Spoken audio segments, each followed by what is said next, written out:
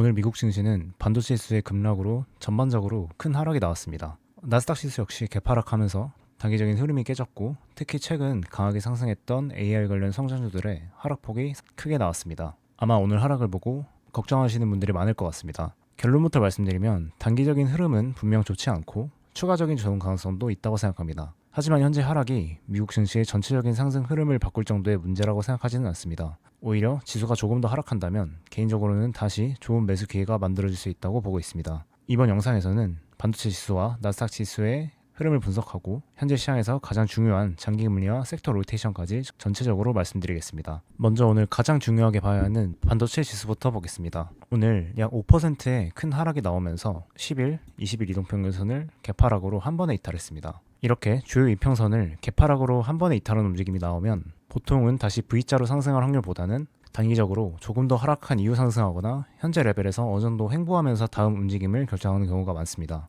그래서 개인적으로는 현재 이 시점에서 반도체 지수가 다시 강하게 V자 상승할 가능성보다는 조금 더 시간이 필요한 흐름이라고 보고 있습니다. 다만 그렇다고 이 하락만으로 큰 하락 추세가 시작됐다고 보는 것도 아닙니다. 현재 이 저항선을 기준으로 보면 차트가 이런 식으로 만들어진다고 가정하면 작은 역회된 숄더 패턴 같은 비슷한 형태의 패턴으로 발전할 가능성도 있습니다. 물론 아직 만들어지지 않은 패턴이기 때문에 지금부터 무조건 이런 패턴이 나온다고 말씀드리는 것은 아닙니다. 제가 말씀드리고 싶은 것은 여기서 추가적인 하락이 조금 더 나온다고 해서 전체적인 차트 구조가 바로 무너지는 것은 아니라는 점입니다. 지난번 이 저항선 부근에서 아래 꼬리까지 하락폭을 계산해보면 약 9.5% 정도의 하락이 나왔습니다. 그렇다면 만약 이번에도 비슷한 폭의 조정이 나온다고 가정했을 때 대략 이 정도 레벨까지 내려올 수도 있습니다. 과거의 조정폭을 기준으로 해서 생각해 볼 수 있는 하나의 시나리오를 만들어 보는 것입니다. 그리고 이 가격대는 현재 100일 이평선도 비슷한 레벨에 위치하고 있기 때문에 과거 이 조정폭을 적용한 가격대와 100일 이평선이라는 두 가지 기준이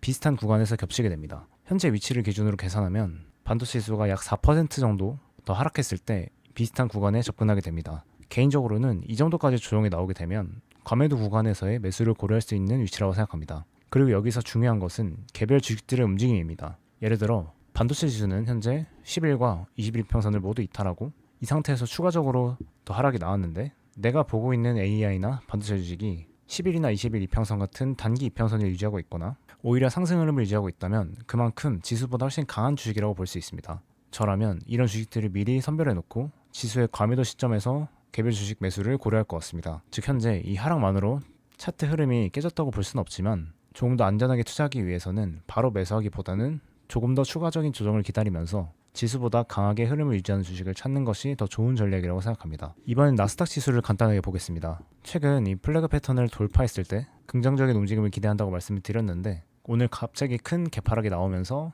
단기적인 상승 흐름이 끊긴 상황입니다. 따라서 나스닥 역시 여기서 바로 V자로 상승해서 정고점을 돌파하는 움직임을 기대하기보다는 상승하더라도 어느 정도 시간이 조금 더 필요할 가능성을 높게 보고 있습니다. 다만 나스닥 지수 자체는 반도체보다 상황이 좀 낮습니다. 아직 20일 이평선을 이탈하지 않았고 무엇보다 최근 상승 흐름 자체가 상당히 강했습니다. 따라서 이번 개파락만 가지고 나스닥 지수의 상승 흐름에 문제가 생겼다고 보진 않습니다. 가장 많이 하락하는 시나리오까지 생각해 본다면 이전에 돌파했던 이 저항선 부근까지 내려오는 흐름을 생각해 볼 수 있습니다. 그렇기 때문에 실제로 여기까지 하락이 나온다고 하더라도 크게 문제가 있을 거라고 생각하진 않습니다. 기존 저항선을 돌파한 이후 다시 해당 구간을 확인하는 자연스러운 리테스트 과정으로 볼 가능성이 높기 때문입니다. 그리고 오히려 나스닥이 이 정도까지 조정을 받는다면 좋은 기술주들도 상당히 조정을 받아 있을 가능성이 높습니다. 그래서 자연스럽게 이 구간까지 내려오면서 지지되는 움직임이 확인된다면 개인적으로는 좋은 기술주들을 매수할 수 있는 기회로 볼 생각입니다. 결국 오늘 하락으로 단기적인 흐름은 약해졌지만 제가 항상 중요하게 보는 것은 단순히 오늘 몇 퍼센트 하락했느냐가 아닙니다. 어디까지 하락했을 때 기존의 상승 구조가 실제로 무너질 수 있는지를 보는 것이 훨씬 중요합니다. 현재로서는 아직 그 단계까지 왔다고 생각하지 않기 때문에 크게 문제가 없다는 점은 말씀드립니다. 여기서 어제 말씀드렸던 SK하이닉스도 잠깐 보겠습니다. 어제 장 초반 SK하이닉스가 W 패턴을 갭상승으로 돌파하면서 이런 구간에서도 매수를 고려할 수 있다고 말씀을 드렸는데 장 마감까지 돌파를 유지하지 못하고 이후 큰 하락이 나온 상황입니다. 돌파 매수에는 당연히 이런 리스크가 존재합니다. 제가 돌파 매수를 말씀드릴 때 항상 강조하는 것이 돌파했다는 사실보다 돌파 이후 이 흐름을 유지하는지가 정말 중요하다는 것입니다. 특히 단기 트레이딩 관점에서 접근했다면 돌파를 실패하고 다시 저항선 아래로 내려오게 된다면 짧게 손절하거나 매수한 부분에서 정리할 수 있다면 정리하는 것이 나은 경우가 많습니다. 모든 돌파가 성공할 수는 없습니다. 결국 돌파 매매는 돌파가 실패했을 때 어떻게 대응할지를 생각하고 매수하는 것이 중요합니다. 전체적인 의견을 다시 한번 말씀드리면 지금 주식을 정리하고 시장을 떠나야 할 정도의 하락은 아니라고 생각합니다. 이번 하락을 상당히 걱정하시는 분들도 많으실 텐데 현재 하락이 주식을 전부 팔고 시장을 떠나야 할 정도로 심각한 하락이라고 보지 않습니다. 지금처럼 불안정한 시장 환경에서는 충분히 나타날 수 있는 단기적인 하락이라고 생각합니다. 최근 기대 수익을 고려하면 여전히 반도체를 긍정적으로 보고 있다고 말씀을 드렸지만 동시에 이평선과 너무 유격된 위치에서의 추격 매수는 피해야 한다는 말씀도 강조해서 드렸습니다. 어떤 섹터를 긍정적으로 본다는 것과 아무 가격에서나 그 섹터를 매수해도 된다는 것은 완전히 다른 이야기입니다. 현재 시장이 투자하기에 아주 편한 시장까지는 아닙니다. 하지만 그렇다고 시장이 엄청 안 좋은 상황도 아닙니다. 그래서 지수보다 상대적으로 좋은 흐름을 보여주는 주식들은 계속해서 소개드리고 있는 것이고 현재까지는 지수의 큰 방향 자체를 걱정하고 있지는 않습니다. 그리고 한 가지 말씀드리고 싶은 부분이 있습니다. 지금은 반도체가 크게 하락했기 때문에 여러 가지 하락의 이유들이 나오고 있습니다. 그런데 반대로 갑자기 반도체가 다시 상승한다면 어떻게 될까요? 이미 시장에서는 단기간 낙폭이 커지면서 저가 매수세가 유입됐다는 식으로 다시 상승의 이유를 설명할 가능성이 높습니다. 원래 주식시장은 어느 정도 불안정하고 변동성을 가질 수밖에 없습니다. 특히 지금처럼 전쟁 이슈가 지속되고 있고 특히 장기금리가 높은 수준을 유지하고 있는 환경에서는 작은 이슈 하나에도 주가가 평소보다 크게 반응하는 경우가 많습니다. 그래서 하루 이틀의 큰 상승이나 하락만 보고 시장의 전체적인 방향이 바뀌었다고 판단할 필요는 없다고 생각합니다. 단기적으로 가격의 흐름이 약해진 것은 맞습니다. 하지만 단기적인 가격의 움직임과 시장의 큰 방향은 구분해서 볼 필요가 있습니다. 그렇다면 현재 시장에서의 가장 큰 문제는 무엇일까요? 바로 장기금리라고 생각합니다. 현재 장기채 금리가 상당히 높은 수준을 유지하면서 주식시장에 상당히 부담을 주고 있습니다. 특히 성장주 형태의 주식은 미래의 높은 성장률을 현재 주가에 미리 반영하고 있기 때문에 금리가 상승하게 되면 밸류에이션 측면에서 훨씬 민감하게 반응할 수밖에 없습니다. 여기에 전쟁에 대한 불확실성도 계속되고 있습니다. 결국 높은 장기금리 그리고 지정학적 불확실성이 동시에 존재하고 있기 때문에 작은 악재에도 성장주들의 변동성이 크게 나타나는 시장이라고 생각합니다. 최근 계속 말씀드렸던 부분도 올해 초처럼 반도체를 중심으로 기술주가 일방적으로 강하게 상승했던 시장이 바로 나타나기는 쉽지 않을 것 같다는 점입니다. 이런 강한 기술주의 상승량이 나타나려면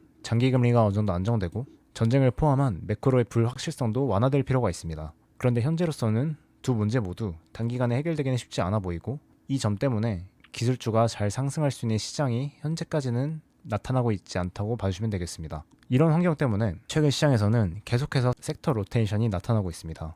반도체가 강하면 빅테크나 소프트웨어가 상대적으로 약하고 반대로 반도체가 조정을 받으면 다른 기술주들이 상대적으로 강한 움직임을 보여주는 경우가 많습니다. 그리고 이런 로테이션이 기술주 안에서만 일어나는 것도 아닙니다. 최근 머크, 일라이릴리, 존슨앤존슨 같은 대형 제약주들을 보면 신고가 부근까지 상승하거나 신고가를 갱신하는 흐름이 나타나고 있습니다. 에너지 ETF인 엑셀리 역시 다시 상승 추세로 방향을 잡으려는 움직임을 보여주고 있습니다. 그리고 코카콜라, 버라이즌, AT&T처럼 가치주 성격이 강한 주식들도 상승 추세를 계속 이어가고 있습니다. 결국 현재 시장의 자금이 기술주에 집중되는 것이 아니라 여러 섹터로 분산되고 있다는 의미입니다. 결국 기술주가 올해 초처럼 다시 압도적인 상승을 보여주려면 에너지나 가치주 등에 분산되어 있는 자금이 다시 기술주 쪽으로 강하게 들어오는 과정이 필요하다고 생각합니다. 그래서 제가 최근 계속해서 섹터 분산을 말씀드렸던 것입니다. 기술주를 긍정적으로 보더라도 반도체 하나에 모든 비중을 집중하기보다는 반도체와 소프트웨어처럼 조금씩 다른 움직임을 보여주는 섹터로 나눠서 투자하는 것이 현재 시장에서는 더 안정적인 전략이라고 생각합니다. 그리고 반도체를 매수하더라도 지금처럼 변동성이 큰 시장에서는 추격 매수보다는 좋은 매수 위치를 기다리는 것이 더 중요합니다. 정리해보겠습니다. 오늘 반도체 지수가 약 5% 급락하면서 10일과 21평선을 개파락으로 이탈했습니다.